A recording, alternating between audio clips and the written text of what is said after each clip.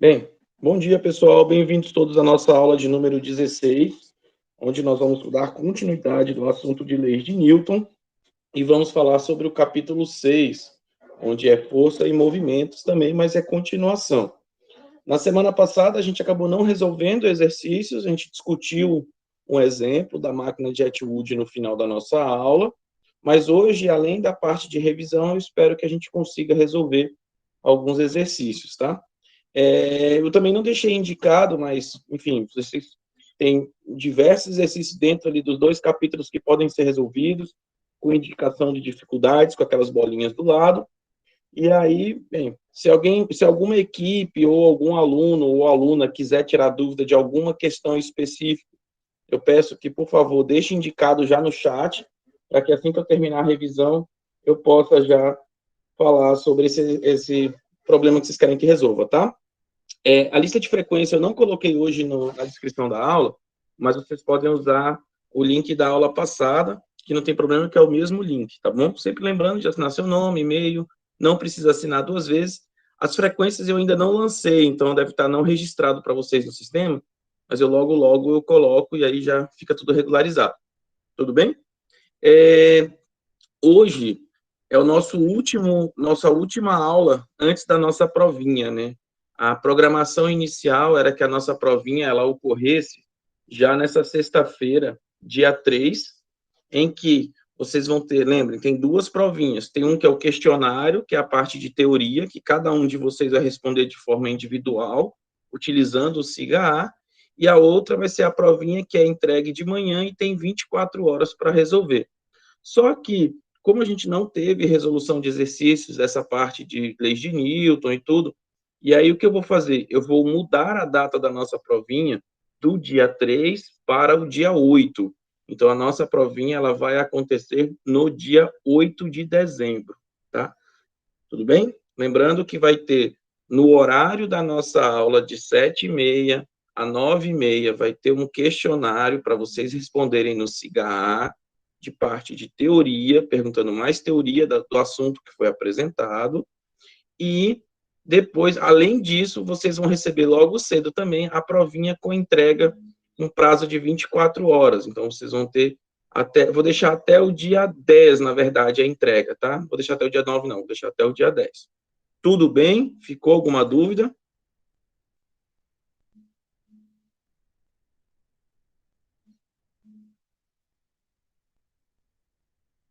Beleza. No dia 3, na sexta-feira, a gente vai ficar apenas para tirar dúvida das equipes. Então, as equipes que quiserem tirar dúvida comigo, alguma coisa, eu vou ficar disponível para que seja esclarecido dúvidas, qualquer coisa desse tipo.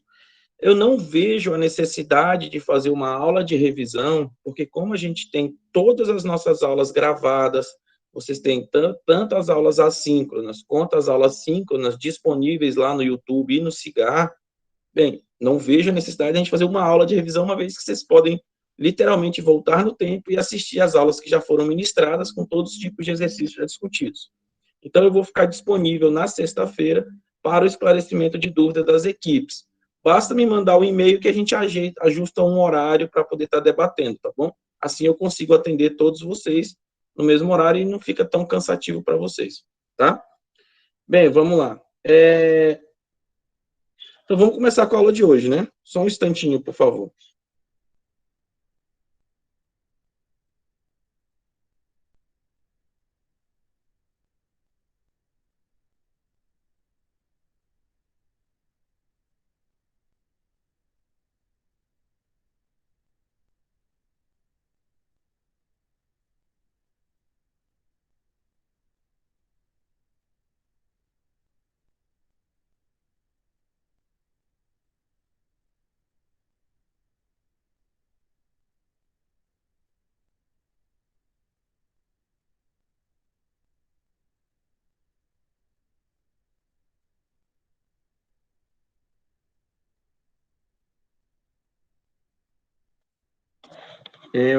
Vocês vão ver que hoje vai estar um pouquinho diferente a nossa aula. Eu acabei montando um setupzinho diferente aqui para mim, então ficou bem mais prático para poder dar aula. Deixa eu só organizar aqui, tá?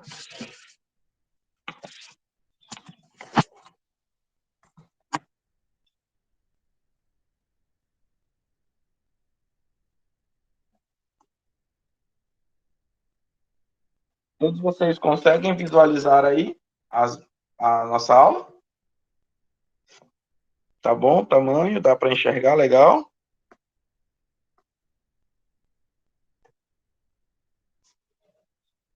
Todos conseguem visualizar, pessoal? Beleza. Bem, então a gente vai continuar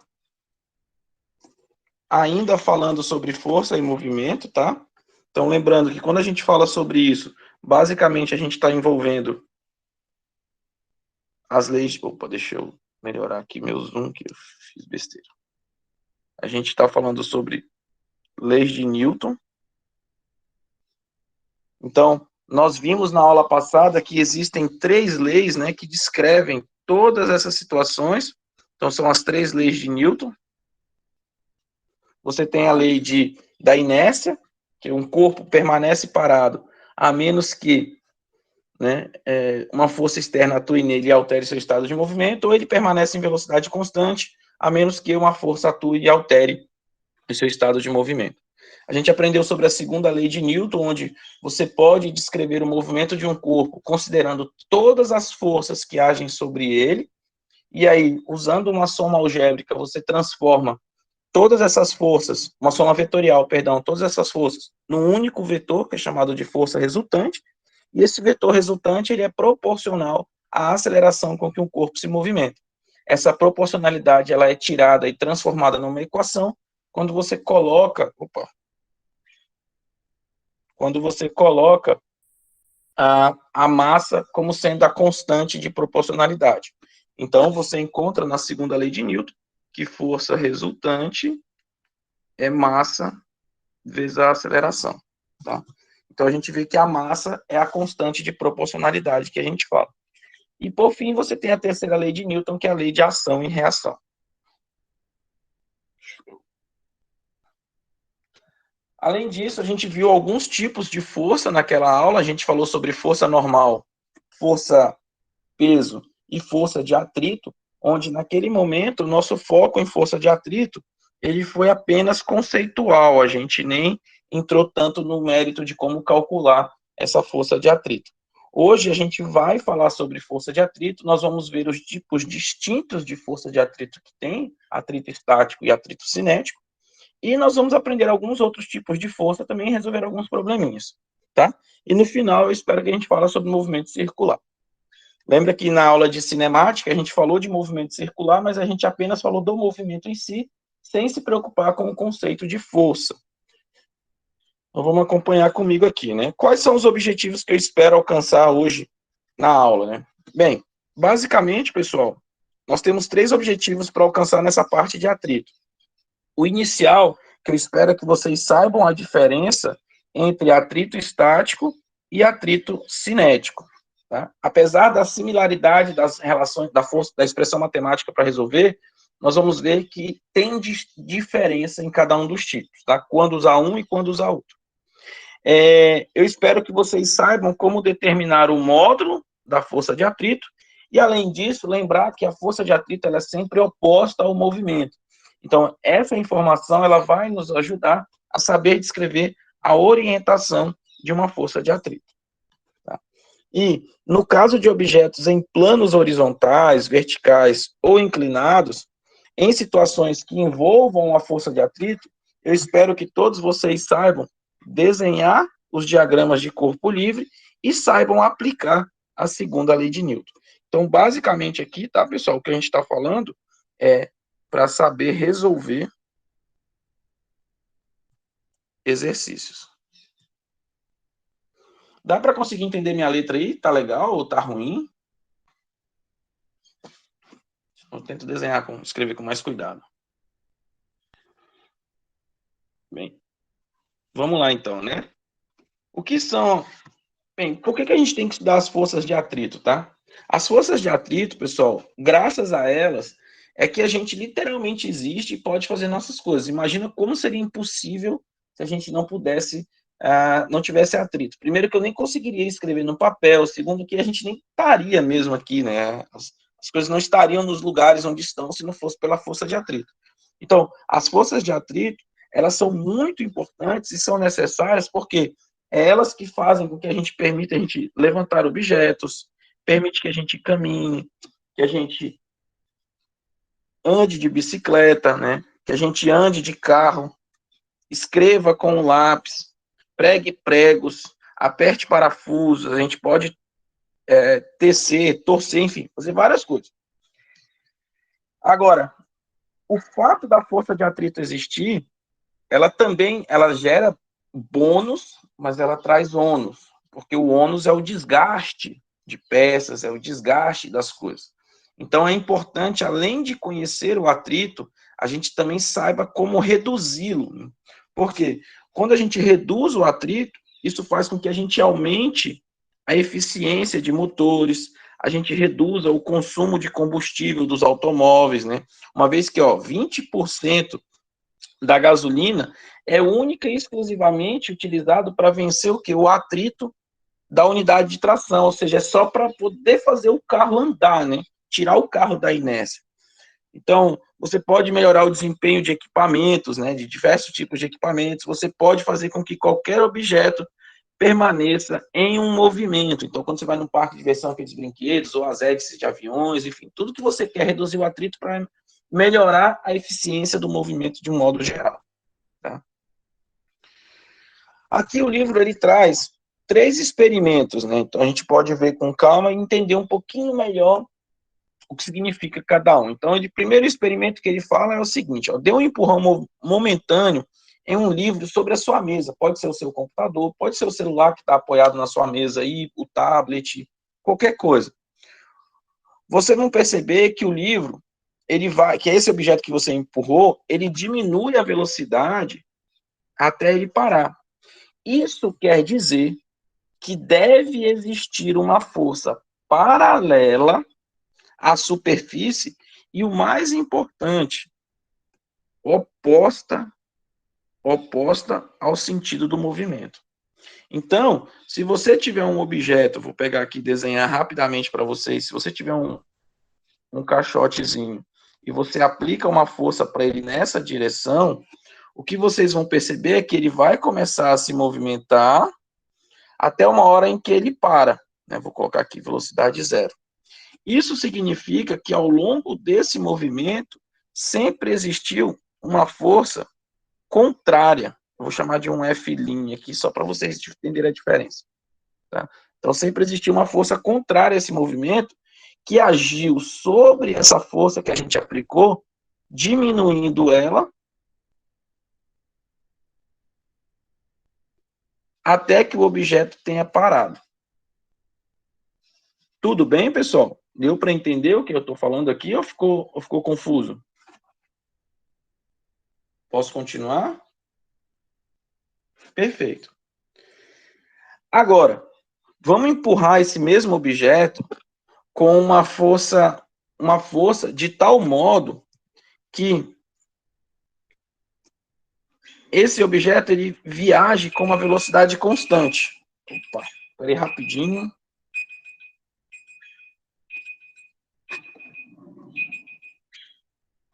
Então, vamos imaginar que ele viaje com uma velocidade constante sobre a mesa. Então, o que acontece? Quer dizer, o atrito entre a mesa e o livro vai deixar de existir? Não, né? Ele vai continuar, só que ele não vai mais impedir do corpo parar, porque ele vai continuar em velocidade constante. Lembra? Vai ter uma força empurrando esse objeto que vai fazer com que ele viaje de velocidade constante. Então, nesse caso, ainda existe uma força agindo sobre esse objeto. Fechou, foi? Acho que vocês não estão vendo a minha tela, né? Não.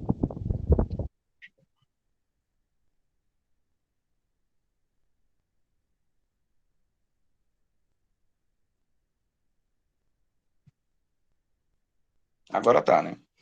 Beleza. Então vai continuar existindo uma força sobre esse objeto mas ela vai ficar, a resultante sobre o corpo vai ser nula, né? Então, o que ele está querendo dizer nesse segundo experimento? Você tem aqui, vou desenhar aqui embaixo, você tem o segundo caso, em que você tem a força que a gente está aplicando, porém, ele vai estar em movimento constante. Então, vai existir uma força contrária, que eu vou chamar de F', mas a resultante aqui, né? Então, quando eu fizer a soma vetorial das duas forças, a resultante é zero.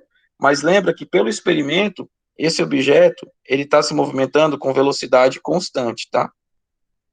Então, aqui nesse caso, ainda existe o atrito, mas a resultante é zero. Então, no primeiro caso, você tem um exemplo de um atrito, no segundo caso, você tem um exemplo de um outro atrito, e no terceiro exemplo, bem, agora vamos empurrar um objeto bastante pesado. O que acontece? Por exemplo, tenta empurrar um guarda-roupa, ou até mesmo um carro, ou qualquer outra coisa muito pesada. A gente vê que por mais que seja, maior que seja o nosso esforço, esse objeto, ele não se movimenta. Portanto, deve existir uma força igual e oposta à força que você está aplicando. E quanto mais força você vai aplicando nesse objeto, você vai aumentando essa força, ele ainda vai continuando parado. Então, significa o quê? Que por maior que seja a força que você aplique, a força de atrito, ela também vai aumentando para continuar equilibrando a força aplicada, tá? Então, eu estou empurrando aquele objeto bastante pesado, ele não se movimenta, porque tem a inércia, mas no fundo é porque tem uma força contrária que está impedindo, que é a força de atrito. E aí, à medida que eu vou empurrando cada vez mais, essa força de atrito vai aumentando, até que chega um momento que o caixote começa a deslizar. E aí você vai ver que essa resistência ao movimento, ele diminui, tipo, continua difícil de empurrar, mas é bem menos difícil você empurrar do que quando ele estava parado. É o exemplo de um carro quando ele está quebrado, né? A gente, para dar aquele primeiro tranco, é um esforço danado. Ali é um tipo de atrito que a gente chama de atrito estático, tá? Então, aqui é o atrito estático. Depois que o carro começa a movimentar, você rompeu essa primeira barreira, ou seja, você rompeu esse limite máximo para a força de atrito estático, você vai ver que o carro continua se movimentando com certa resistência, mas bem menos do que anteriormente. Você vai ver que aí você saiu do atrito estático e foi para o atrito cinético, tá bom? Por isso que a gente fala que a força de atrito, elas podem ser classificadas de dois tipos. Elas podem ser classificadas como força de atrito estático, e aqui o estático, a gente tem que lembrar que é a ideia de estar parado, ok? Então, nesse caso, o que a força de atrito estático ele faz? Ele mantém os objetos em repouso, ele pode ter qualquer valor entre 0 newton e um valor máximo, e esse valor máximo entende-se que é quando o corpo entra naquela eminência de movimento, então ele vai iniciar o movimento, mas ainda não iniciou, ok? E quando esse valor máximo ele é ultrapassado, o equilíbrio entre as forças ele é rompido, ou seja, a força com que você está aplicando é maior do que a força de atrito estático, e aí você vai ver que o objeto ele começa a deslizar, ou seja, ele entra em movimento. Tudo bem até aqui?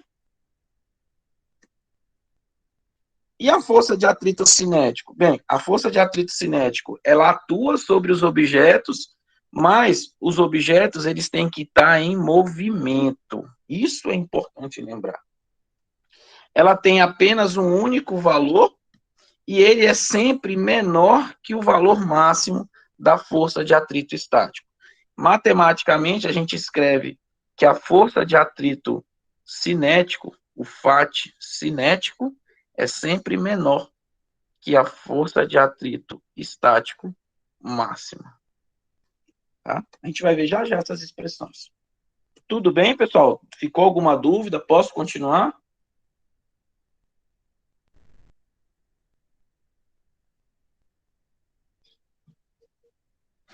Perfeito. Vamos lá, então. Então, aqui na figura, a gente tem um exemplo do que a gente estava conversando, né? Então, vou dar um zoom aqui para que vocês possam ver melhor. Então, veja, no primeiro problema, você tem aqui, ó, nesse primeiro aqui, você tem, olha, um caixote em que ele está parado. Então, sobre ele agem apenas duas forças, a força normal e a força peso, ok? Veja que nesse caso, a força de atrito, ela é zero, porque não tem nenhuma força sendo aplicada nele para ele começar a entrar em movimento. Aí depois, vejam, eu começo a aplicar uma força F no nosso corpo aqui, tá? Só que olha para onde eu estou aplicando a força, para essa direção. Então, lembra que a força de atrito, ela sempre é contrária ao movimento. Então, se eu estou aplicando uma força para a esquerda, a força de atrito, ela surge para a direita. Mas nesse caso, o corpo ainda não está em movimento. Então, aqui a resultante continua sendo zero. O corpo está em equilíbrio, tá? Eu começo a aumentar a força aplicada, mas ela continua a ser equilibrada pela força de atrito. Ou seja, o corpo ainda não entrou em movimento. Força de atrito é igual a força F. A força aplicada é maior ainda, mas ela continua a ser equilibrada pela força de atrito. Então, veja que eu aumentei a força aplicada, a força de atrito foi aumentando. Agora, olha o que acontece. De repente, eu apliquei uma força grande o suficiente, tá? Mas o que que aconteceu? O nosso objeto, ele entrou em movimento. Ele começou a ter uma aceleração. A partir disso, observem que a força de atrito, ela diminuiu drasticamente, onde agora a força aplicada supera a força de atrito estático e o bloco começa a se movimentar e, portanto, tem uma aceleração. Então, nesses primeiros quadradinhos que eu mostrei para vocês aqui, do A até a letra D, é o exemplo de força de atrito estático. Eu fui aumentando a força e a força de atrito foi aumentando junto, mas o movimento não começou. A partir do momento em que eu apliquei uma força grande o suficiente, que surge uma aceleração, o corpo não está mais em equilíbrio, então não tem equilíbrio. A segunda lei de Newton aqui, ela é diferente de zero. Ou seja, a força resultante é diferente de zero. Professor, por que ela é diferente de zero? Porque nós temos uma aceleração agora, tá? Então, nesse caso, a força resultante aqui, ela vai ser igual a massa vezes a aceleração. E quem é essa força resultante? Bem, é a combinação de todas as forças que atuam. E aqui vale destacar que a força de atrito cinético, ela é menor do que a força F aplicada. Basta você ver no próprio desenho, você vai ver que o tamanho do vetor da força F é menor do que o tamanho do vetor da força de atrito cinético, tá bom? E aí, para manter a velocidade constante, o que a gente... Veja, se eu apliquei uma força, surgiu uma aceleração. Agora, se eu quero manter a velocidade desse corpo constante, e o que significa velocidade constante, pessoal? Significa a aceleração ser zero, né? Porque a aceleração nula, ou o corpo está parado, ou a velocidade é constante. Então, o que eu preciso fazer? Eu preciso diminuir a minha força aplicada de tal modo que ela seja igual à força de atrito cinético. Mas o movimento continua. E aqui, ó, a força de atrito cinético, ela não diminui, tá bom? E aí, a gente pode resumir muito bem isso utilizando um gráfico para falar do módulo da força de atrito pelo tempo. Então, veja que aqui é o momento inicial, é esse primeiro caixinha, onde não tem nenhuma força aplicada, né? Não tem nenhuma força aplicada, não existe força de atrito. Depois, eu vou aumentando a minha força aplicada, a força de atrito ela vai aumentando. Então, ó, são as caixinhas sequentes, né? Ó. Aplico uma força, aumento mais ainda, a força de atrito vai aumentando. Até que chega um ponto, que é o valor máximo, que é esse daqui, em que, se eu aumentar um pouquinho mais a força, o corpo entra em movimento. E aí, deixa de ser atrito estático, deixa eu trocar a caneta aqui para ficar de uma outra cor, e passa a ser atrito cinético. Veja que a força de atrito ela cai drasticamente e depois ela fica praticamente constante. E esse ponto em que rompe o valor máximo da força de atrito é o início do movimento. Deu para entender, pessoal? Tanto com os exemplos da caixinha, como a partir da leitura do gráfico, o significado das duas situações, antes do movimento e depois do movimento?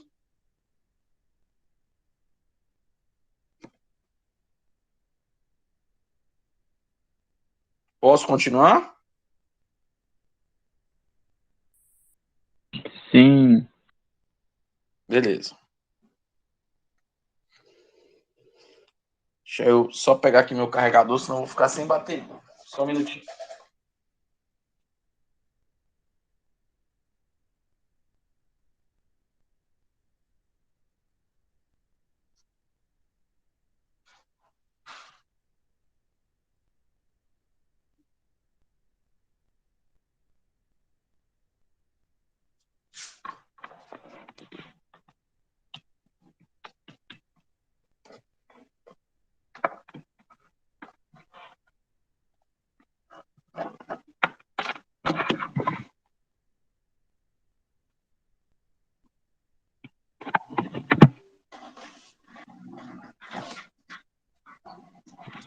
Tá bom. Então vamos. Agora vamos entender um pouquinho melhor o que é a força de atrito, tá? Vamos entender um pouquinho melhor o que é a força de atrito, tá, pessoal? Bem, quando a gente olha mais de perto a superfície de qualquer objeto, por mais liso que pareça, né? Na verdade, a gente vai ver que essas superfícies, todas elas são o quê? Irregulares.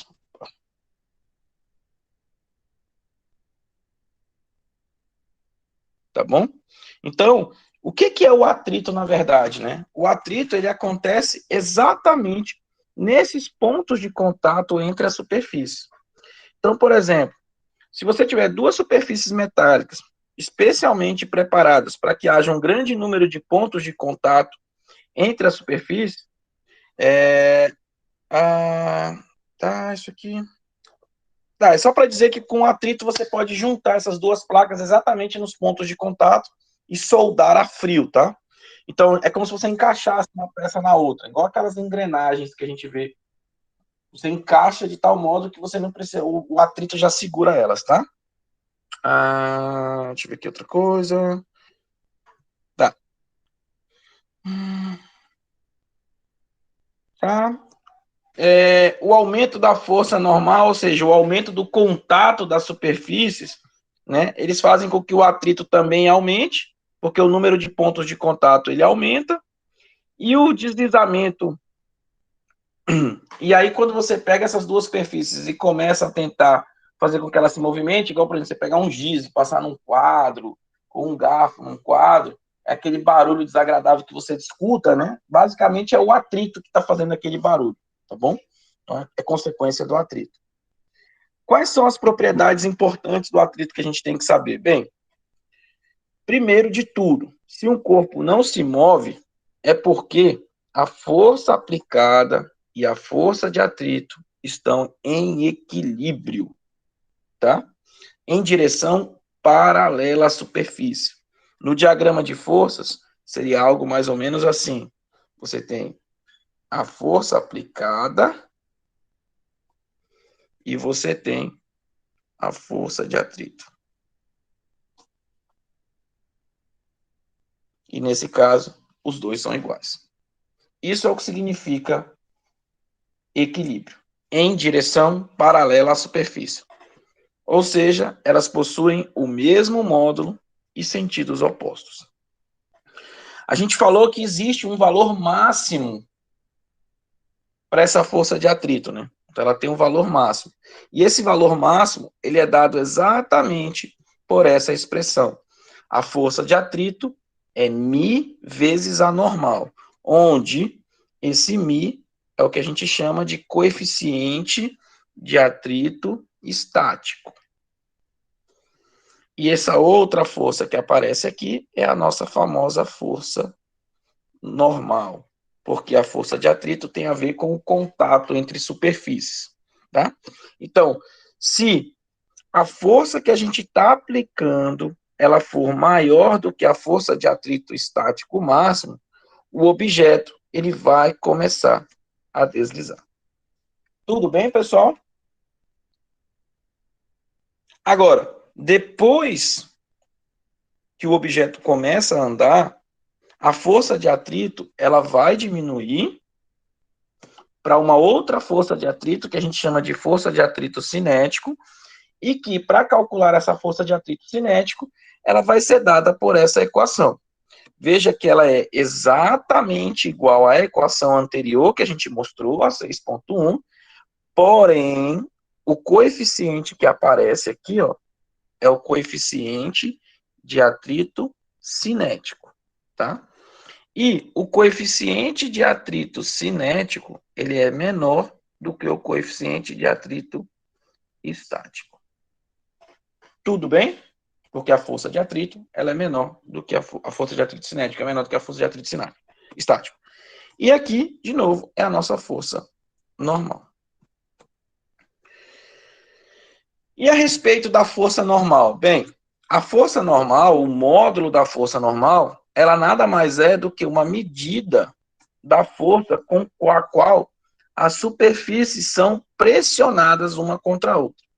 E os valores dos coeficientes de atrito, eles são números sem dimensões, ou seja, eles são adimensionais, e são obtidos de forma experimental. Então, normalmente, em exercícios, ou ele é fornecido,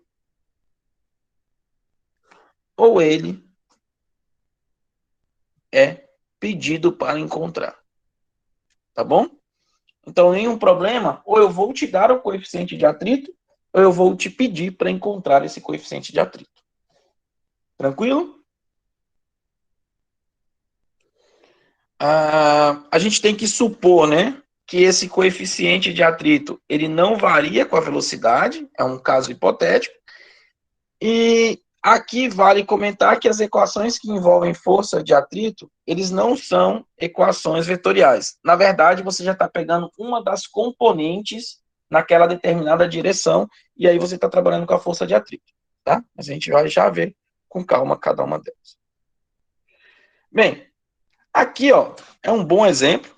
Então, você tem aqui um objeto no solo, com uma força F sendo aplicada, tá? Todo mundo consegue ver bem aí? E essa força aplicada, ela tem uma certa angulação. Então, o problema quer que a gente desenhe todas as forças que atuem sobre ela. Eu vou usar a cor vermelha para ficar mais fácil de vocês visualizarem. Primeira coisa que a gente tem que ver é que essa força F, pessoal, ela vai ter componentes, tá? Por quê? Porque existe uma angulação, existe um ângulo. Eita, essa caneta aqui não tá legal.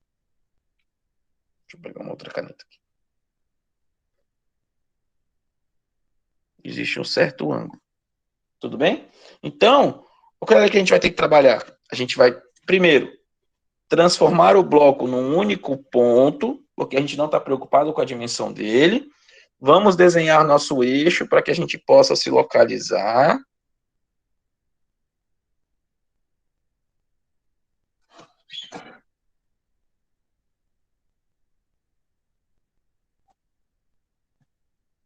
Tudo bem? Então, você tem o eixo Y, você tem o eixo X. E aí você vai decompor as forças. Então, veja que ao decompor, esse nosso vetor F, ele vai ter uma força vertical apontada para baixo, que é o nosso FY, e ele vai ter uma força horizontal apontada nessa direção, que é o nosso FX. Todos conseguiram entender a decomposição de força, pessoal? Ou ficou alguma dúvida?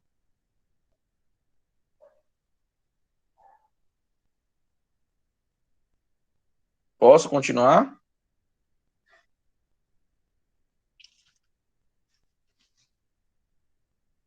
Perfeito.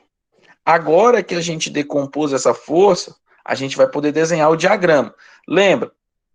Vamos voltar aqui para continuar, né? Além dessa força F, nós temos a força peso e temos a força normal que atua sobre esse corpo, ok? Então a gente tem uma, duas, três forças agindo sobre ele. Lembrando que essa força F, ela vai ser decomposta em duas partes, em duas componentes. Agora a gente vai poder desenhar toda. Ah, existe ainda, esqueci de colocar, porque agora a gente está considerando, existe sempre o atrito. Professor, por que o atrito se eu desenhou nessa direção e não na outra? Porque o atrito é sempre oposto ao movimento.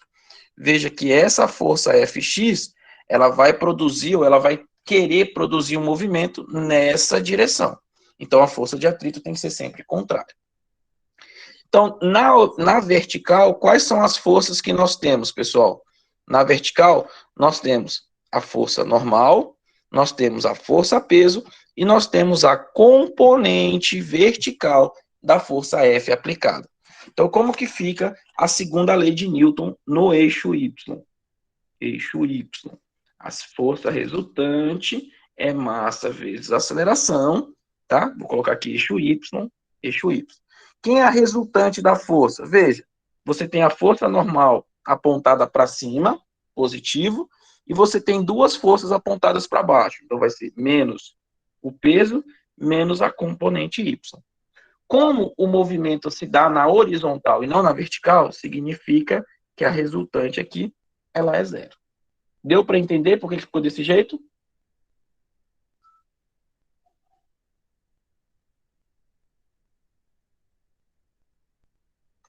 E agora, no eixo X, como ficaria? No eixo X, a gente tem que a força resultante no eixo X, ela é igual massa vezes aceleração no eixo X. Quais são as forças que atuam na horizontal? Bem, na horizontal você vai ter a componente horizontal da força F e a força de atrito. Então, nesse caso, você vai ter que a resultante vai ser a força X, que está na mesma direção da nossa orientação, menos o FAT, que é o que a gente viu. E isso vai ser igual a massa vezes a aceleração. Se o objeto tiver aceleração, isso vai ser, essa resultante vai ser igual a isso. Se o objeto não estiver se movimentando, aí essa resultante seria igual a zero. Então aqui é com movimento e aqui é em equilíbrio. Tudo bem, pessoal? Deu para entender a diferença e como é que a gente monta?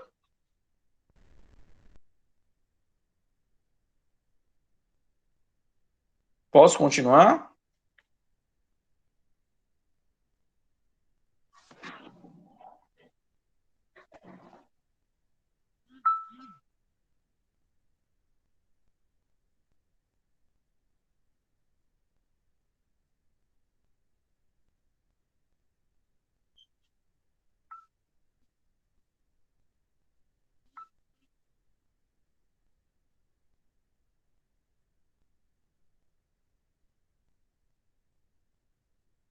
Professor, estou pedindo para perguntar para o senhor repetir na parte do eixo Y que não entenderam. Tá. Qual foi a dúvida, Davi? O que não ficou claro no eixo Y?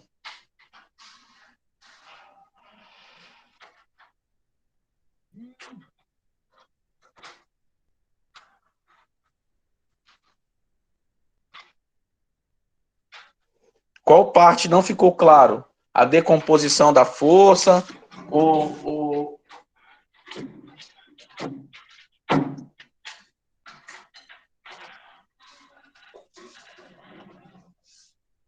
Tá. Você concorda que esse N que aparece aqui representa apenas a força normal? Esse P é a força peso e esse Fy é a componente Y da força que foi aplicada. Tudo bem?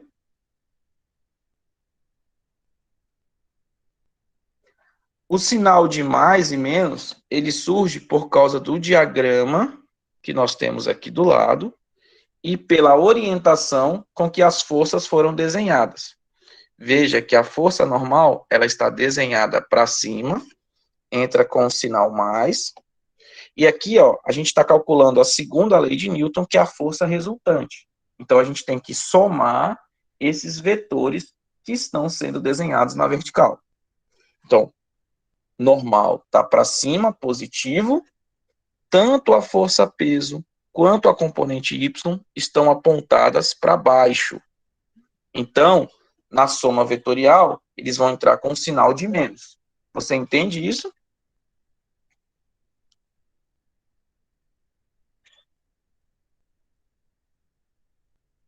Beleza. Então, isso é consequência. Então, essa parte da equação que vem aqui é a soma vetorial dessas representações das forças que estão na vertical. E vai ser igual a zero, porque o bloquinho não se movimenta na vertical. Ele só se movimenta na horizontal. Tudo bem? E aí a gente fez a mesma análise para as forças que estão desenhadas na horizontal. Deu para entender agora?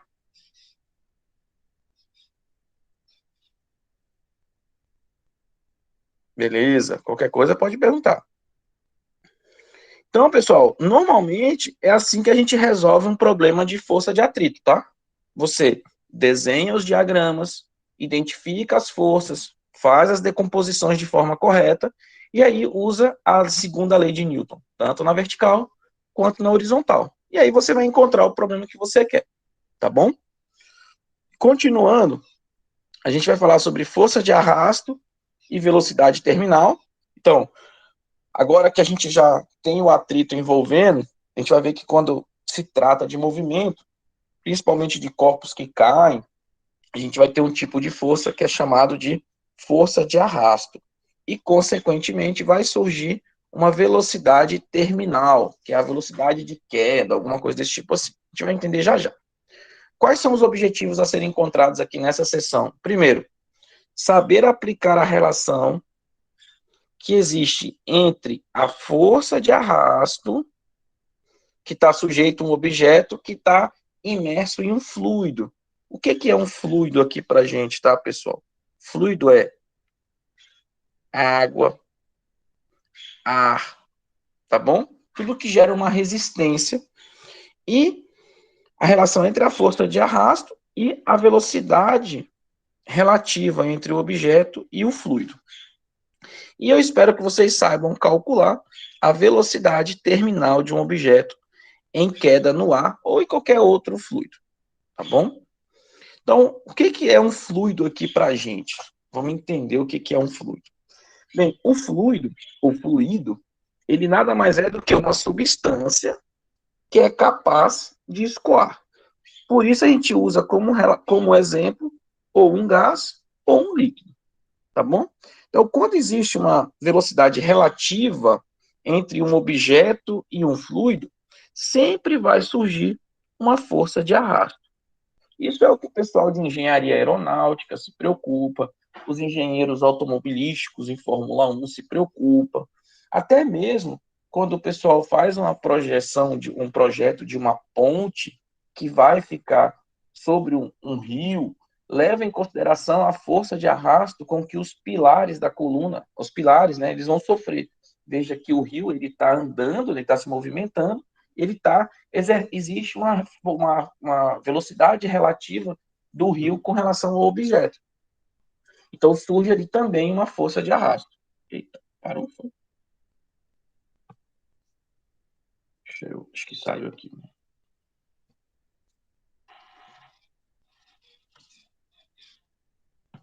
Deixa eu parar.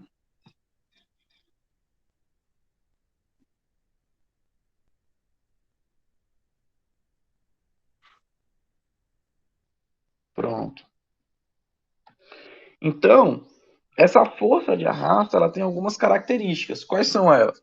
Ela, assim como a força de atrito, ela sempre vai se opor ao movimento relativo.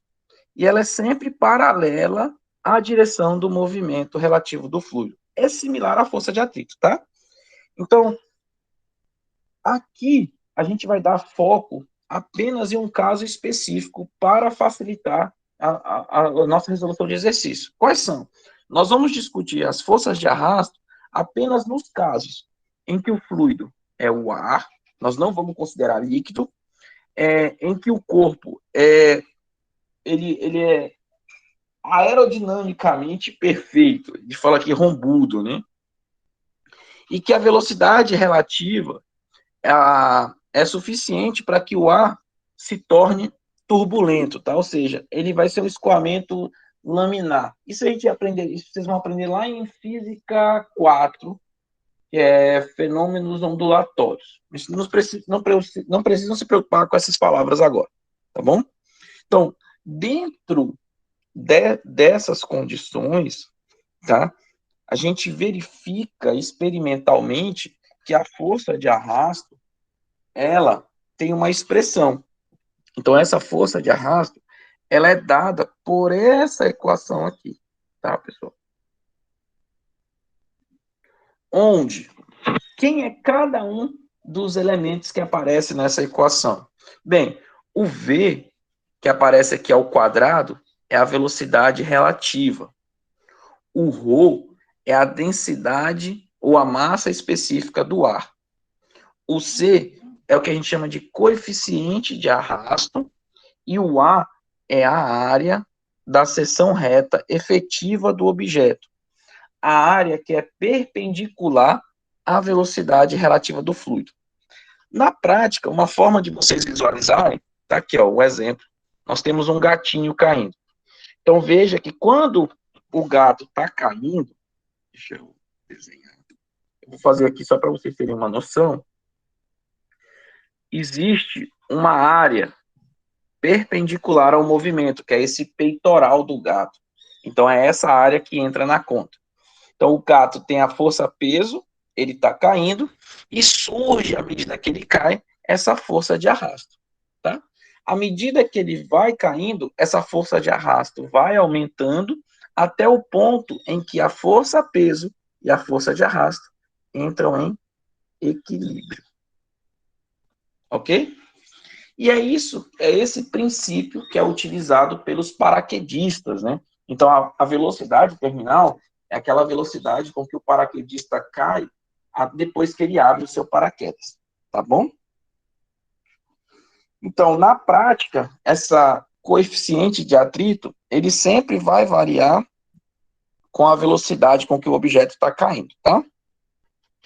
Então, usando o fato de que vai chegar um ponto que a força de arrasto e a força-peso vão estar em equilíbrio, ou seja, eles vão ser iguais, é essa figura C aqui.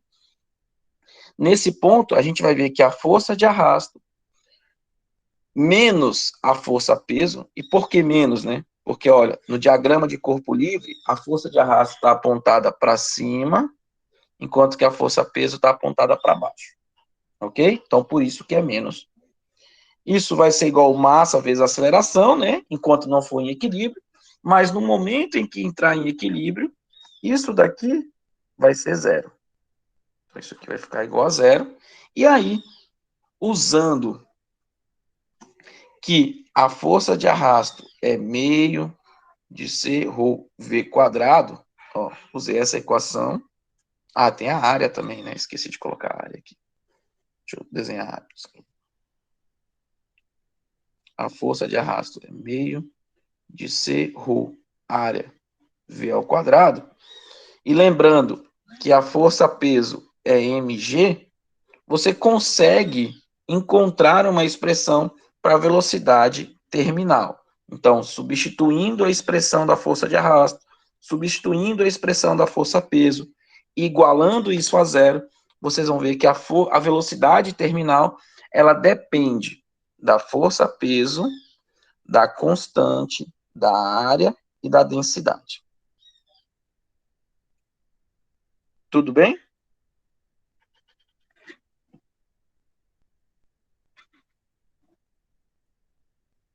Tudo bem, pessoal?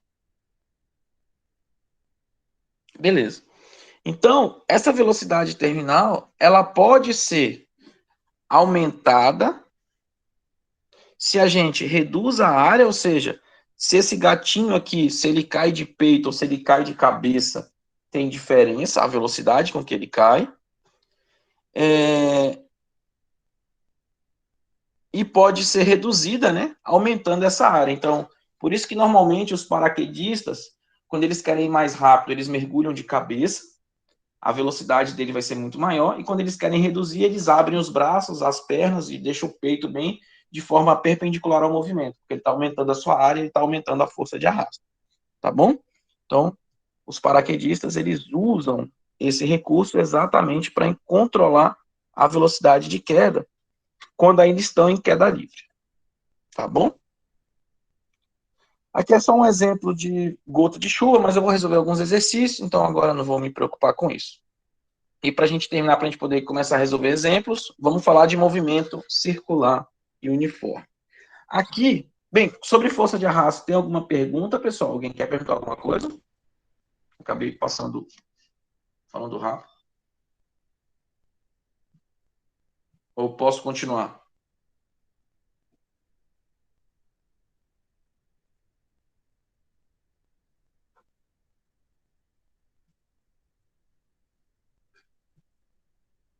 Ok, beleza.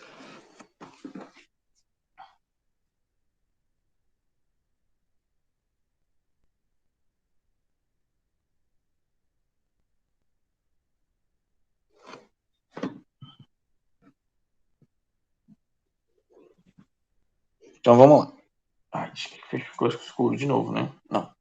Então, nós vimos lá no capítulo 3 que o movimento circular uniforme era aquele movimento cuja trajetória era circular, né? Fechada, possuía um certo raio, e uniforme era porque aqui ele se movimentava com uma velocidade constante, né? Mas aqui a gente falava de velocidade constante, o módulo, porque nós aprendemos que a direção e o sentido da velocidade ela mudava com o tempo. Mas lá nós não falávamos nada sobre força. A gente não falava nada sobre isso. A gente só estudava o movimento.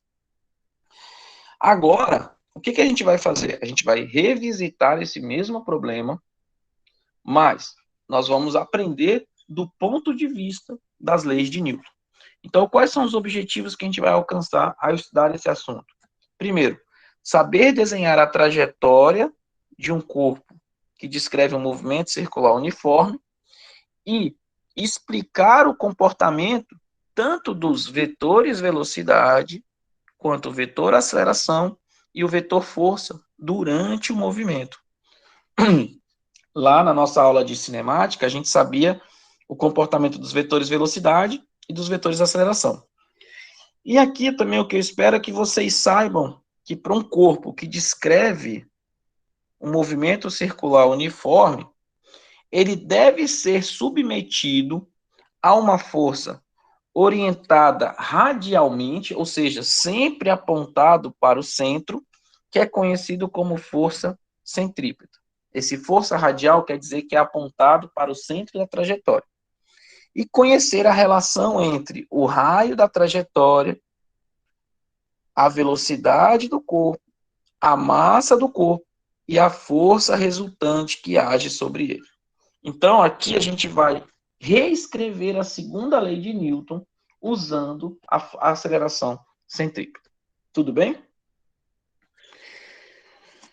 A gente aprendeu lá no capítulo 3 que um corpo que descreve um movimento circular uniforme, e aí caso você não lembre, eu peço para que você volte nessa nossa aula, volte lá no capítulo 3 e dê uma olhada, mas a gente aprendeu que quando um objeto descreve um movimento circular uniforme, ele é submetido a uma aceleração que a gente chama de aceleração centrípeta, cuja expressão é dada por essa equação aqui. A aceleração centrípeta é igual ao módulo da velocidade escalar ao quadrado dividido pelo raio da trajetória. E quando é que a gente experimenta essa aceleração centrípeta, né? Quando a gente descreve esse movimento circular. Bem, quando você tem um carro que faz uma curva e ele é acelerado na direção do centro da curva pela força de atrito que o piso exerce sobre os pneus. Então, a inércia faz com que o seu corpo tenda a seguir para frente. Por isso que você sente como se estivesse sendo pressionado contra a lateral do carro. Ou seja, quando você faz a curva para a direita, você sente que seu corpo está sendo jogado para fora. Mas o que, na verdade, é a força, é a resultante centrípeta que está te puxando para o centro para que você descreva essa trajetória circular. O mesmo princípio é utilizado, só que lá a relação da força centrípeta é com o atrito. A gente vai ver no diagrama. Já no caso de uma estação espacial que é mantida em órbita, ela é mantida em órbita não pela força de atrito, mas pela força gravitacional.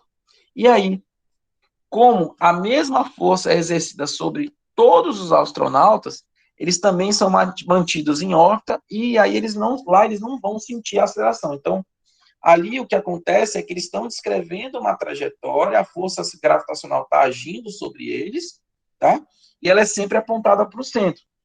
E ali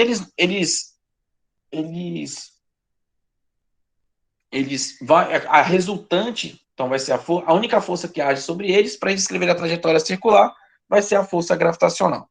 Tá? Então, a força fechou de novo, né? Aqui eu bloqueei a tela aqui.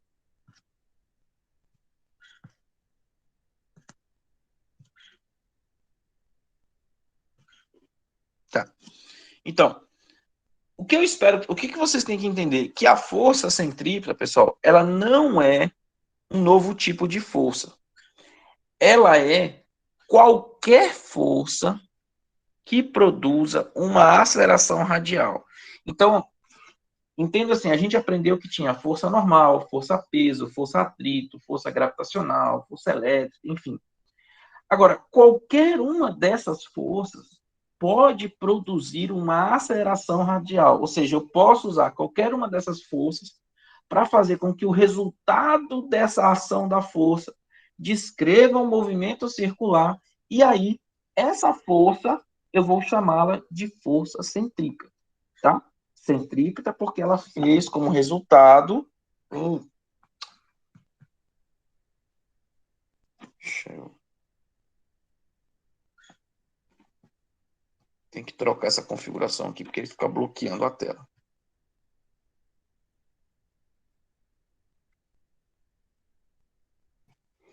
Pronto. Então, qualquer força que faça com que o corpo descreva uma trajetória circular, a gente chama essa força de força centrípeta, tá? Então, a força centrípeta é qualquer força cujo resultado dele produz uma aceleração centrípeta. Então, aqui eu estou escrevendo essa equação, mas, na verdade, eu posso dizer que isso aqui é a segunda lei de Newton para um objeto que descreve um movimento circular. Então, aqui entra todas as forças que agem sobre o corpo, tá? Ah, só tem uma, então é só uma força. Não, tem três forças, então são três forças. A gente vai fazer a soma vetorial, tá bom? Então, uma força centrípeta, ela vai acelerar um corpo, modificando a direção da velocidade do corpo, mas sem mudar a velocidade escalar. Então, o módulo da velocidade permanece o mesmo, tá? Então, no caso de um disco de metal na ponta de uma corda, quem faz o papel de força centrípeta é a força de tração na corda. Um objeto que a Terra descrevendo a órbita circular em torno do Sol, quem faz o papel de força centrípeta é a força gravitacional. Deu para entender como funciona?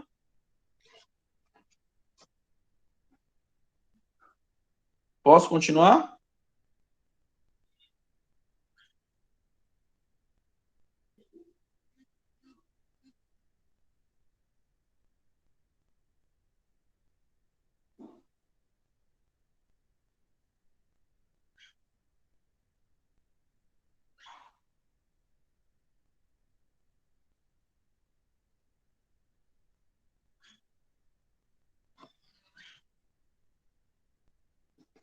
Beleza. Eu bloqueio aqui. É 5 segundos para bloquear a tela aqui, gente. Pronto, vou. Então, beleza. Então, aqui você pode perceber que a força de tração, ela é uma força radial apontada para o centro, porque a força de tração na corda, e como resultado ele faz com que o objeto descreva uma trajetória circular. Logo, a resultante é uma resultante centrípeta. Tudo bem? Beleza. Deixa eu ver aqui. Tá, acho que agora a gente pode ir para os exemplos. Então tá. Vamos. Então, só um resuminho básico aqui, né? A gente aprendeu que o atrito é sempre uma força que se opõe ao movimento ou à tentativa do movimento. Ele é chamado de atrito estático se o objeto não se movimentar. E o atrito estático ele pode aumentar até um valor máximo, cuja expressão é dada pela equação 6.1, μ vezes a normal. E, a partir do momento que a gente tem o movimento iniciado, deixa-se de ter atrito estático e passa-se a ter atrito cinético. E calcula-se o atrito cinético com a mesma forma, tá bom? A gente aprendeu também sobre a força de arrasto, que é uma força de resistência entre um fluido e um objeto. Ele se opõe ao movimento relativo e o coeficiente de arrasto indicado pela letra maiúscula C é determinado experimentalmente. A força de arrasto, ela pode ser calculada a partir da equação 6.14, que é meio de C, que é o coeficiente de arrasto, ρ, que é a massa específica do fluido, no caso o ar, A maiúsculo é a área do objeto perpendicular ao movimento, e V é a velocidade relativa com que ele está caindo. Então, veja que essa equação, ela depende dessa área, que é a área perpendicular à direção do movimento, tá? E, a partir do momento que o objeto começa a cair, imerso num fluido, em queda livre, no ar ou na água, vai chegar um ponto em que a força-peso e a força de arrasto vão ser iguais, ele vai descrever uma velocidade constante, e nós vamos chamar essa velocidade constante de velocidade terminal, e é a velocidade máxima de um objeto em queda na presença de uma força de arrasto, podendo ser determinado pela equação 6.16. Tudo bem? Por fim, a gente falou sobre o movimento circular uniforme. É aquele movimento cuja trajetória ela descreve uma trajetória circular. Ele tem como a condição uma aceleração apontada para o centro, chamado de aceleração centrípeta, cuja expressão é calculada pela equação 6.17, ou seja, a aceleração centrípeta é igual ao módulo da velocidade ao quadrado dividido pelo raio da trajetória ao quadrado. E a força centrípeta, ela é responsável pela aceleração centrípeta, né? Então, usando a segunda lei de Newton, você vê que a aceleração centrípeta, ela é consequência da força centrípeta. Mas vale lembrar que força centrípeta não é um tipo novo de força. Ele é apenas o rótulo que nós damos para todas e quaisquer forças cujo resultado da sua ação sobre um objeto produza um movimento circular. Então, se você tem uma força de tração que faz com que o objeto descreva uma trajetória circular, essa força de tração é chamada de força centrípeta. Se, ao descrever um loop, um carro vai fazer um loop, alguém vai fazer um loop, né, alguma coisa assim, a força-peso é chamado, no ponto mais alto da trajetória, a força-peso é chamado de força centrípeta.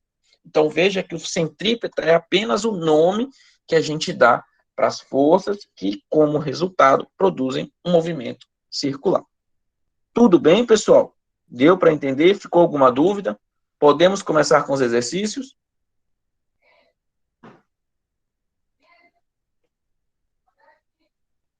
Perfeito. Então, deixa eu parar aqui a minha apresentação. E agora a gente vai para os exercícios. Sobre o capítulo 5 vocês têm algum exercício que vocês querem que eu veja em específico? Alguém tentou fazer algum? Quer que eu veja algum em específico?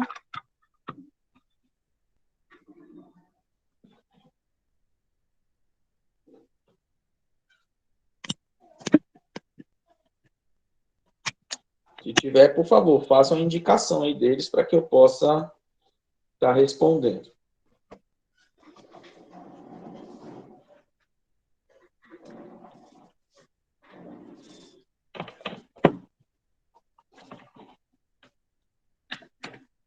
Tem, pessoal, algum exercício do capítulo 5 ou eu posso ir fazendo aleatório?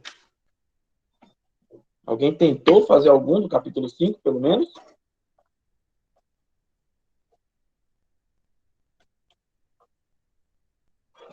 Aquele silêncio mortal, né?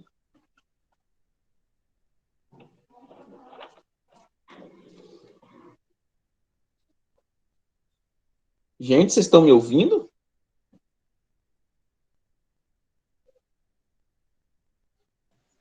Professor,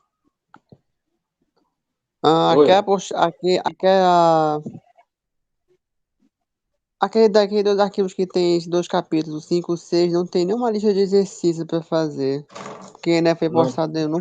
não foi postado com parte do capítulo do livro, foi só um monte de assuntos assim. No Não vi nenhuma final lista do de exercícios. capítulo, no final, deixa eu ver aqui, no final do capítulo não tem nenhum exercício?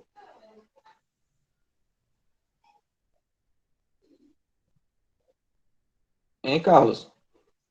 Porque foi mandado. Porque não foi mandado igual como tá no livro.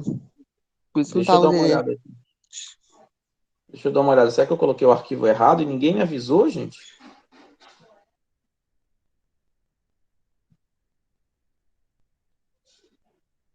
Ô, pessoal, me perdoa. Eu coloquei as aulas e não o capítulo. Deixa eu colocar. Peço desculpa. Podiam ter me dado o grito, né? Podiam ter me falado, gente. Eu jurava que eu tinha colocado que tá tão de capítulo. Peraí. Nossa, que mancada minha. Desculpa, gente.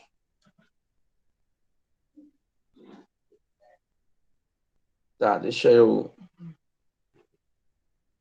corrigir o mal entendido. Eu jurava que eu tinha colocado. Peraí, rapidinho.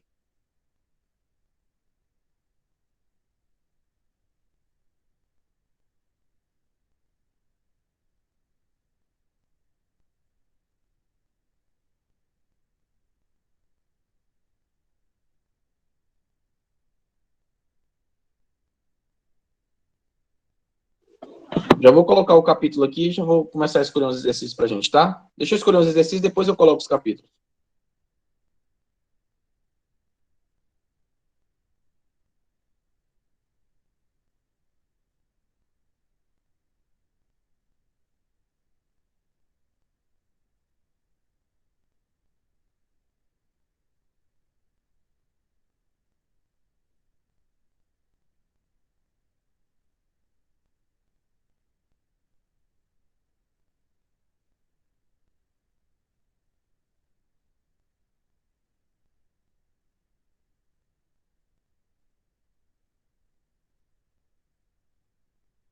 Aí vocês também nem me lembraram, né, pessoal, de me falar que tava sem as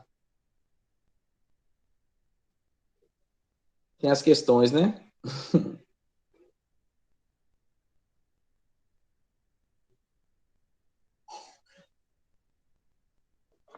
Pronto, vou pegar essa daqui. Essa questão da plantilha é legal.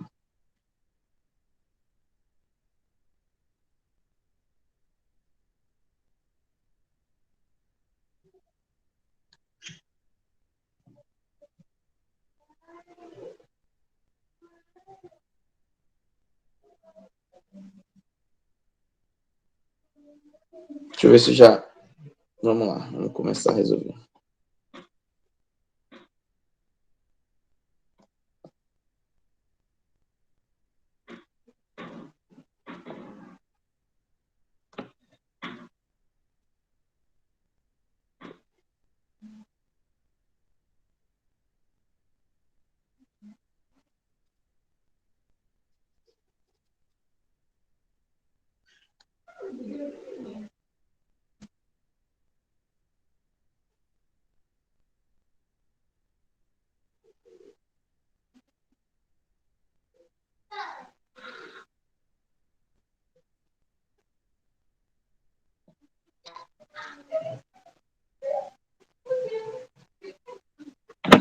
Tá aparecendo a questão para vocês aí já?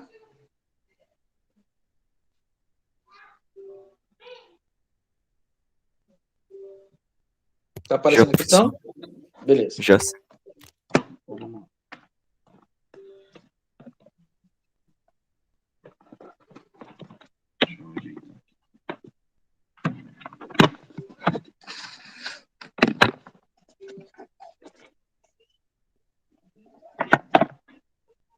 Então vamos lá.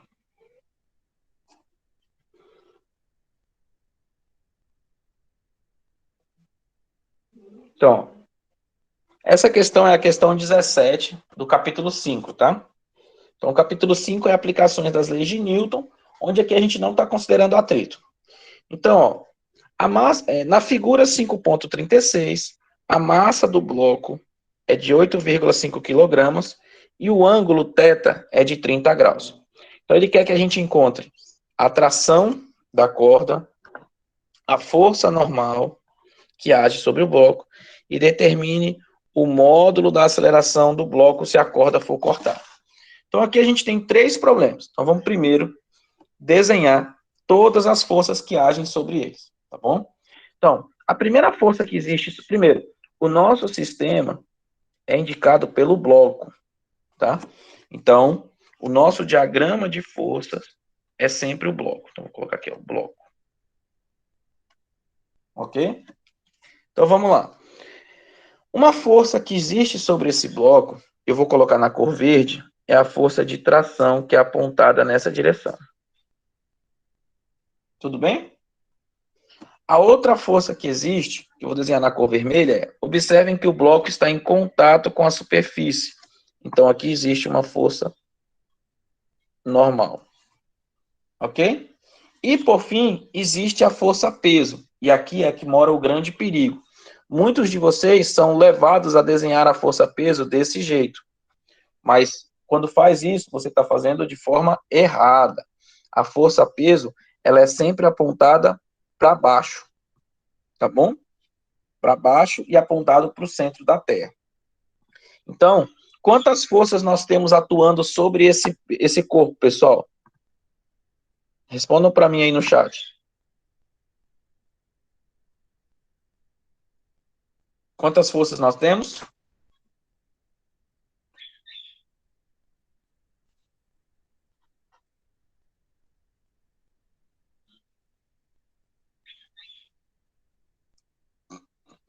Todos conseguem ver que temos 3 forças agindo sobre o nosso corpo? Você tem a força de tração, a força peso e a força normal. Ok? Agora, então, primeira parte é identificar todas as forças. Segunda parte, a gente precisa desenhar o diagrama de força. Ao desenharmos o diagrama de força, a gente tem que utilizar o seguinte: a gente tem que utilizar como referência o nosso objeto, porque são todas as forças que agem sobre o objeto. Então, nós temos que fazer um eixo exatamente passando sobre ele. Estou desenhando. Para que eu possa identificar todas as forças que agem sobre ele. Professor, por que o senhor não desenhou o eixo orientado pela parede? Eu poderia desenhar, mas isso ia gerar um problema maior para mim na hora de decompor. Então, eu usei como referência o objeto, tá? Porque as leis de Newton a gente quer calcular sobre o objeto. Então, agora que eu já tenho o sistema de referência, vou desenhar aqui o nosso eixo.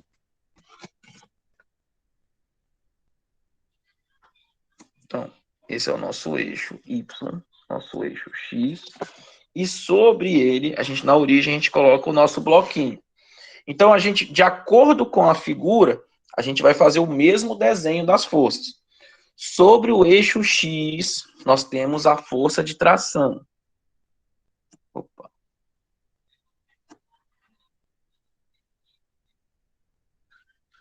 Então, estou desenhando aqui, ó, verde.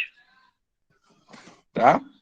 Sobre o eixo Y, eu tenho a força normal. Ok? E a força-peso, como que a gente vai desenhar? Olha, olhando para o desenho de cima, vocês vão perceber que a força-peso ela não está sobre o eixo Y e nem está sobre o eixo X. Ela está desenhada de forma inclinada. Todos conseguem ver que o desenho de baixo é uma reprodução do desenho de cima?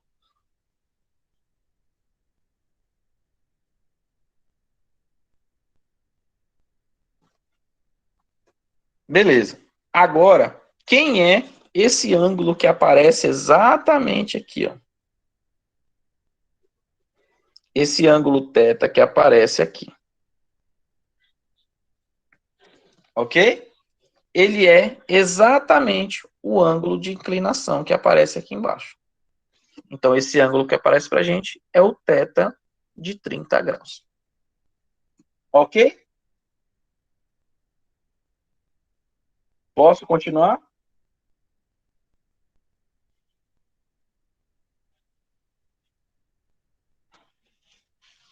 Pronto. Agora, então, primeira fase, identificar todas as forças que atuam sobre o corpo. Fizemos isso. Certo? Identificamos. Segunda fase, desenhar o diagrama de forças para o nosso corpo. Fizemos isso. Terceira fase, calcular a segunda lei de Newton para cada um dos eixos. Então, eu vou ter que calcular a segunda lei de Newton para o eixo Y e vou ter que calcular a segunda lei de Newton para o eixo X. Então, vamos fazer isso. Mas antes, a gente vai ter que fazer a decomposição da força-peso. Ó, a gente vai ter que achar a componente X da força-peso e a componente Y da força-peso. Tudo bem? Para isso, a gente vai usar as relações trigonométricas. Então, a gente tem o seguinte triângulo. A gente tem aqui o peso, a gente tem aqui o PY e aqui a gente tem o PX. Então, eu vou colocar aqui, ó, peso, PY, PX. Porque esse tamanho que aparece aqui é esse mesmo tamanho que aparece aqui. Tudo bem, pessoal? E o nosso ângulo, ele se encontra exatamente aqui. Então, como que a gente pode achar a relação trigonométrica?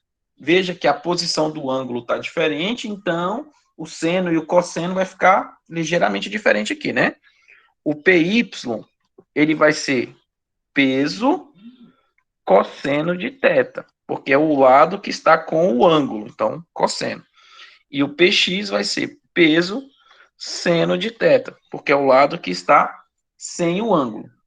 Tudo bem, gente? Deu para entender?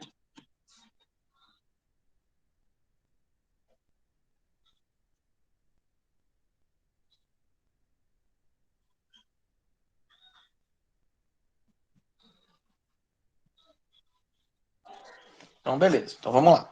Então, agora, como eu já encontrei as componentes, eu posso esquecer essa força e trabalhar com as componentes, tá bom? Então, eu já sei o valor de Px e já sei o valor de Py. Então, vamos primeiro calcular a segunda lei de Newton para o eixo vertical. Para o eixo vertical, eu tenho força normal e tenho força, a componente Y do peso. Concordam comigo? Agora, quem é sinal positivo e quem é sinal negativo? A força normal, o sinal é positivo, porque a orientação dela está exatamente do eixo. Então, aqui é um sinal positivo. E a força e a componente Y é sinal negativo, porque ela está apontado para baixo. Deu para entender o jogo de sinal? E isso vai ser igual a massa vezes a aceleração, na direção Y.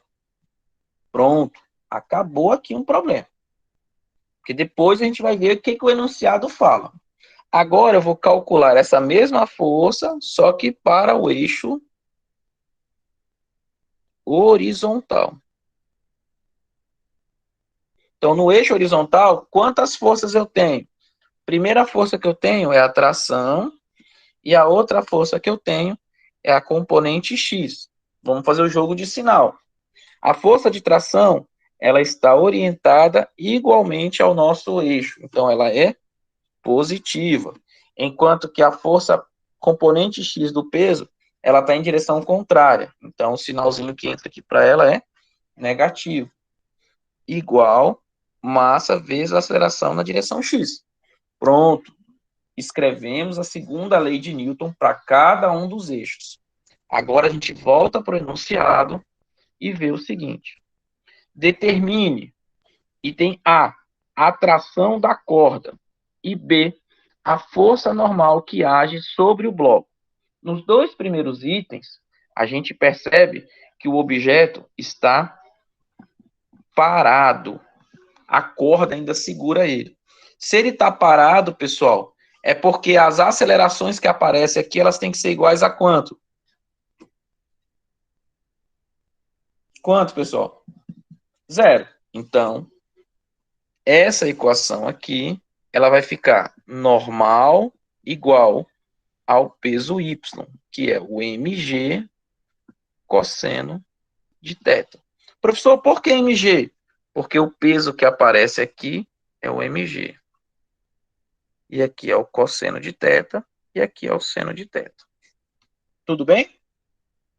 Então, dessa primeira equação, fazendo esse cara igual a 0, jogando ele para o outro lado, eu vou encontrar que a normal é igual a componente y do peso. Então, eu já achei o valor da normal. É o item B. Concorda? Por que mg? Porque essa força que aparece aqui é a força peso. E a força peso é massa vezes a aceleração da gravidade. Sempre.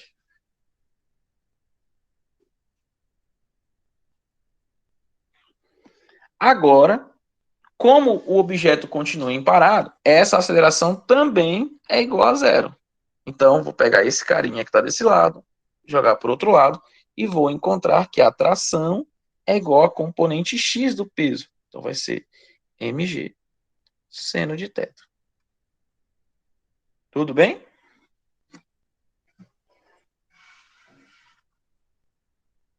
Ok? Então, esse aqui é o item A. Basta você substituir o valor da massa, que é de 8,5 kg, substituir o valor da aceleração da gravidade, que é 9,8, e substituir o ângulo aqui, que é de 30 graus. E aí, calcule o cosseno de 30, o seno de 30, e faça as operações. Tudo bem, pessoal? Vocês vão conseguir seguir aqui adiante? Posso resolver o item C?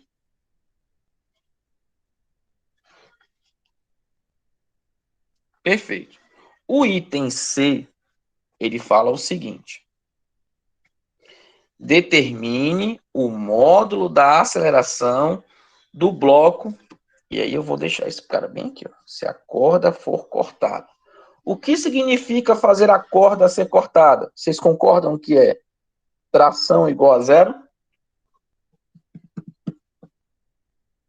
Concordam? Perfeito. Então, no eixo vertical não vai mudar nada. A aceleração no eixo vertical continua sendo 0, porque quando eu cortar essa cordinha, o bloco vai andar nessa direção. Concordam comigo? Para cá vai estar a aceleração que ele vai andar. Então, nessa equação não muda nada. Na equação do horizontal é que muda. Então, vou trazer para cá ela. Eu vou repetir ela aqui, ó. Tração menos o peso X é igual a massa vezes a aceleração. Porque agora existe uma aceleração. Mas a gente está assumindo que a corda foi cortada. Significa que essa tração é 0. Então, a aceleração ela vai ser igual a menos o px sobre m. Tudo bem? Porque eu peguei essa massa e joguei aqui para baixo. Tá? Mas quem é o Px? Menos, esse menos veio da fórmula de como a gente construiu a segunda lei de Newton. Px é mg cosseno de θ, tudo isso dividido por m, simplificando, a aceleração vai ser menos g cosseno de θ. E faz sentido. Por que faz sentido? Veja, o sinal de menos indica para a gente que o movimento é contrário à orientação que a gente fez. O eixo ele é positivo nessa direção e o caixote vai cair nessa outra direção. Então, ele tem que ter um sinal de menos. Certo? E aí, a gente viu que o resultado é g cosseno θ. Então, ele tem que cair com a aceleração da gravidade, mas ele tem que depender do ângulo de queda. Certo? Tudo bem, gente? E aí basta substituir e você encontra. Veja que o segredo para resolver equações de Newton é seguir sempre o passo a passo. Primeiro, identificar todas as forças. Segundo, construir diagrama de forças. Terceiro, resolver segundo a lei de Newton. Para cada eixo. Isso é válido sempre, pessoal. É seguir sempre essas etapas. E necessariamente nessa ordem. Tá? Não tem como você resolver o problema sem você identificar todas as forças que agem sobre o objeto. Se você conseguiu identificar, você naturalmente consegue construir o diagrama de forças. E a partir do diagrama de forças, você constrói a segunda lei de Newton. Então, na prática, identifica as forças. Tá aqui, nós fizemos isso no problema que foi dado. A partir dessa identificação de forças, nós construímos o diagrama, e aí quando tem força inclinada, você escreve, decompõe ela em termos das suas componentes, para que fique tudo ou no eixo X ou no eixo Y, e aí você resolve a segunda lei de Newton para cada um dos eixos e encontra o resultado que você quer. Deu para entender, pessoal? Ficou alguma dúvida?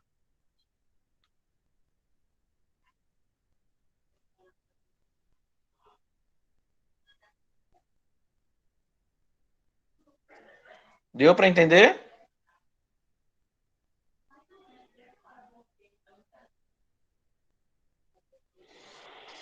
Perfeito. Deixa eu ver uma outra questão aqui. Então, assim, é tudo muito parecido, tá, pessoal? O que vai mudar é o contexto. Então, assim, todas as questões de lei de Newton que eu pegar, a gente vai sempre resolver da mesma maneira. Identificar as forças, desenhar os diagramas, resolver a equação de segunda, resolver a segunda lei de Newton para cada um dos eixos. Sempre é o mesmo procedimento. Sempre o mesmo procedimento. Onde que é a dificuldade? É você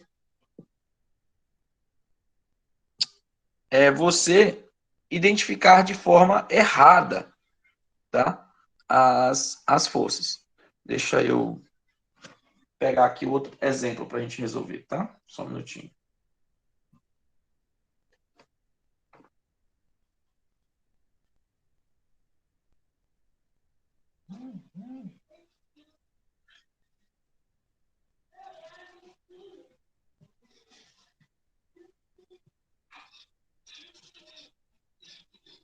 Deixa eu pegar aqui. Eu vou pegar uma com atrito para a gente poder estar resolvendo.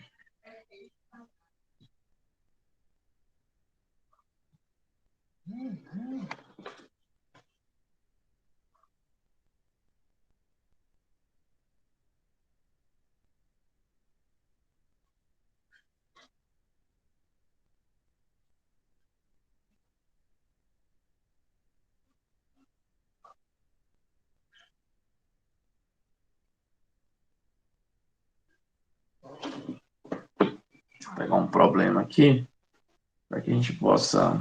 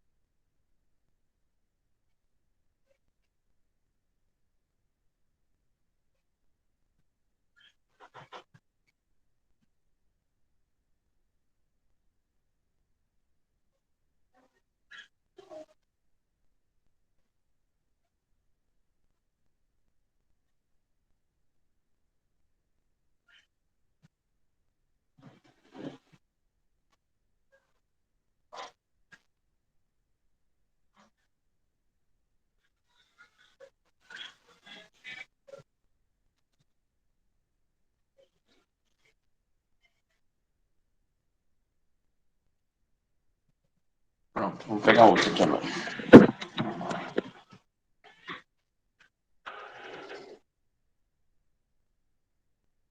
Vou pegar uma outra questão para a gente resolver aqui, pessoal. Quer ver?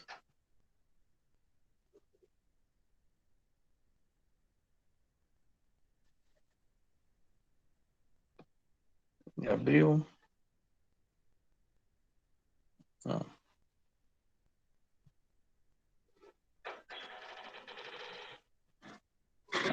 Ainda não apareceu aqui para mim que eu tô.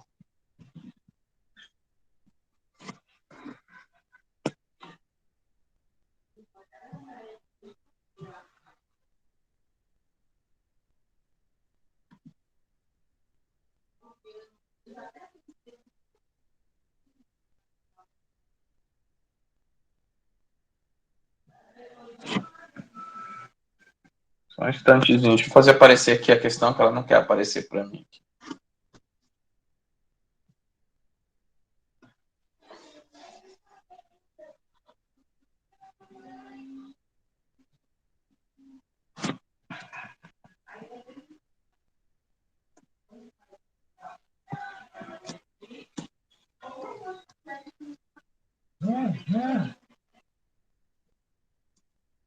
Deixa eu parar aqui.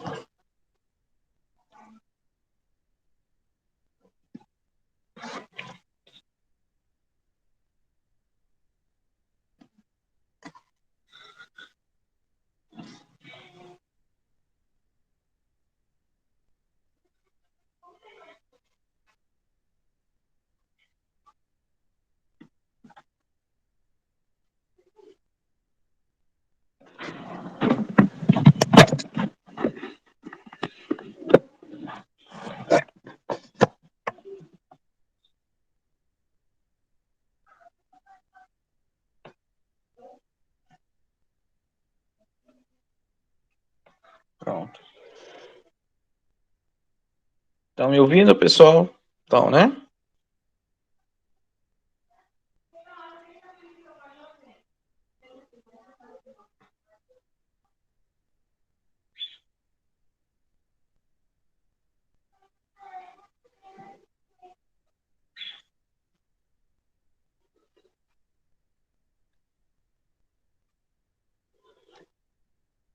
Perfeito. Então, pronto. Todos conseguem visualizar aí o problema?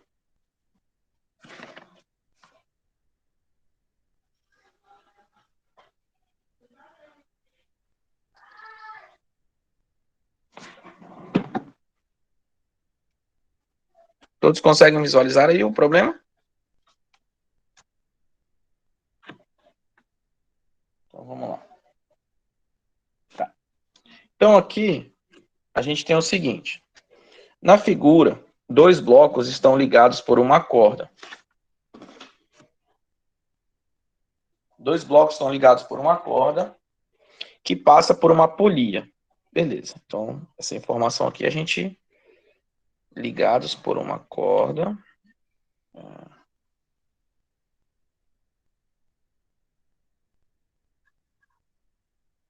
que passa por uma polia. O bloco A, ele tem um peso de 102 newtons. E o bloco B pesa 32 newtons. os coeficientes de atrito entre A e a rampa, então, ele dá esse aqui. E o coeficiente de atrito cinético é esse. O ângulo θ, que é o ângulo de inclinação do plano, é de 40 graus. Suponha que o eixo X é paralelo à rampa, com o sentido positivo para cima. Então, isso aqui é outra informação importante que a gente precisa guardar. Oi, filho, peraí.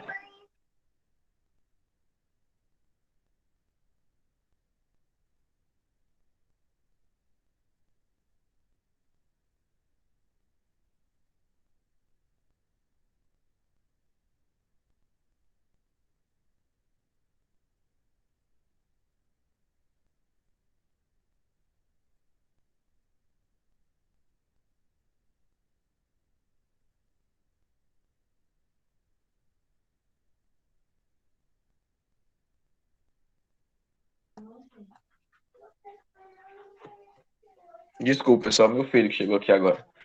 Então, na notação dos vetores unitários, ele quer saber qual é a aceleração do objeto A, se, primeiro, ele está inicialmente em repouso, B, se ele está subindo a rampa, e C, se ele está descendo a rampa. Então, aqui ele quer que a gente encontre a aceleração do objeto A, tá? Então, o que a gente tem que fazer inicialmente? Encontrar as forças que atuam. Então, vamos olhar o nosso sistema. Quem é o nosso sistema? É o bloquinho A. Tá? Quais são as forças que agem sobre ele? Nós temos a força peso, nós temos a força normal, nós temos a tração. E aí eu pergunto para vocês. Primeiro, esse objeto, ele está em repouso. Se ele está em repouso, bem, eu vou colocar na cor azul aqui para vocês indicarem. Então, nessa primeira situação, eu vou considerar, ele tem uma tendência natural a subir ou descer, pessoal. Qual é a tendência natural desse objeto? É subir ou descer?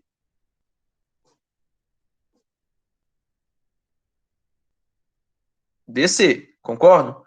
Se a tendência natural dele é descer, a força de atrito ela tem que estar desenhada para qual lado, gente?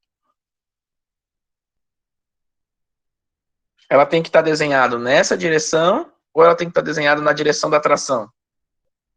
Para o lado da tração. Muito bem. Então, vocês já estão espertos para saber onde é que vai a força de tração. Então, você já tem todas as forças que atuam sobre ele. Ah, professor, e o bloco B? Esquece o bloco B por enquanto, tá bom? O bloco B ele vai fornecer para a gente o seguinte. Quais são as forças que agem sobre o bloco B? O peso dele, vou chamar de peso do bloco B, e a tração aqui. Então, nesse bloco B, a única coisa que eu vou tirar é que a tração é igual ao peso do bloco B quando ele está parado. Certo? Então, a gente guarda essa informação. Beleza? Então, agora que eu tenho todas as forças, já identifiquei todas as forças, qual é o nosso segundo passo? Vamos ver aqui. Construir o diagrama de forças. Então, agora a gente vai ter que construir o diagrama de força. Para fazer isso, a gente vai precisar de um eixo. E aí ele fala, suponha que o eixo X é paralelo à rampa. Então, ele está dizendo que nós temos um eixo desenhado dessa forma. X e Y. Tudo bem? Então, veja que, de novo, a gente tem um ângulo bem aqui, que é exatamente o ângulo θ. Então, como que a gente vai resolver o problema? Resolver o problema da mesma maneira. Desenhar o diagrama de força, escrever a segunda lei de Newton, e aí a gente resolve. No primeiro item, no item A, o corpo está em repouso. O que significa isso? Que a força resultante é igual a zero. Tá bom? E aí você vai ter que desenhar o diagrama de forças para cada um. Vou deixar como ele é idêntico ao problema que nós fizemos anteriormente. A única coisa nova que surgiu é a força de atrito. eu vou deixar para vocês pensarem para como resolver. Caso vocês não consigam, me mandem um e-mail que eu mando a resolução para vocês. Tudo bem? No item B,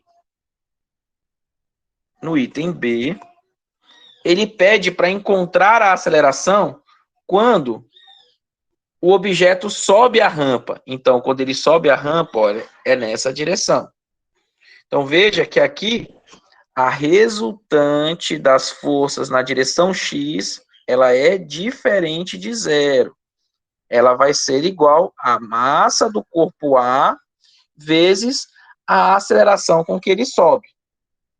Adicionalmente, a força resultante na direção Y do corpo B, ela vai ser diferente de zero, porque quando esse bloquinho subir, esse outro vai descer. Tudo bem? E aí, você orientou positivo dessa maneira, então para cá está orientado como negativo. Então, esse cara vai ter uma aceleração resultante. Então, aqui vai ser massa do corpo B vezes a aceleração com que ele desce. Tudo bem? Perdão. E o outro caso, o item C, é idêntico ao item B, só que aqui vai ser massa vezes a aceleração do corpo A, só que agora a aceleração vai estar apontada para essa direção. Ou seja, vai existir um sinalzinho de menos aqui. Aqui tem um sinal de menos porque ele está descendo. Então, aqui vai ser a mesma coisa. Força resultante na direção Y do corpo B vai ser diferente de zero. Isso vai ser igual a massa do corpo B vezes a aceleração. Agora, na subida, a aceleração desse corpo é que é positiva. Então, veja que é um problema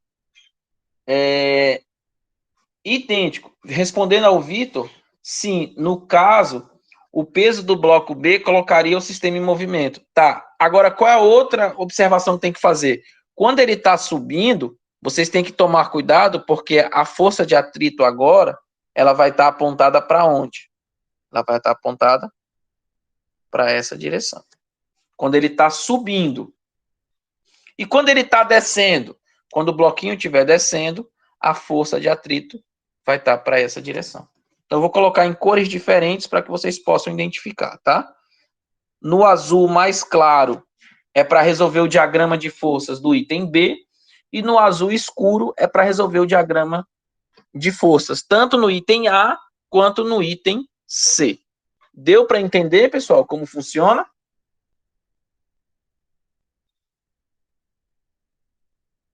Pode falar, Davi.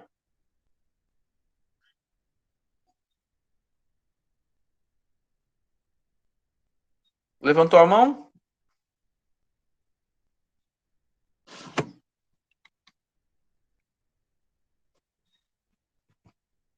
Ah, beleza. Então, assim, pessoal, fica muito repetitivo a gente resolver essas questões, porque basicamente sempre vai ser o mesmo princípio, não tem outra. Vocês sempre vão ter que fazer a mesma coisa: desenhar as forças, identificar e calcular a segunda lei de Newton. Tudo bem?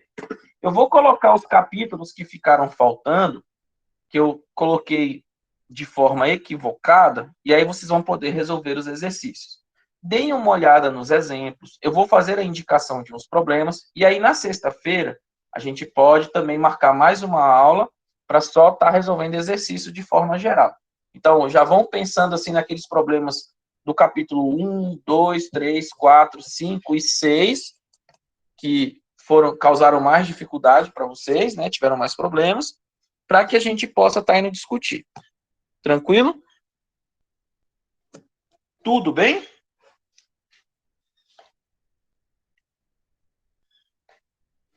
Beleza, pessoal.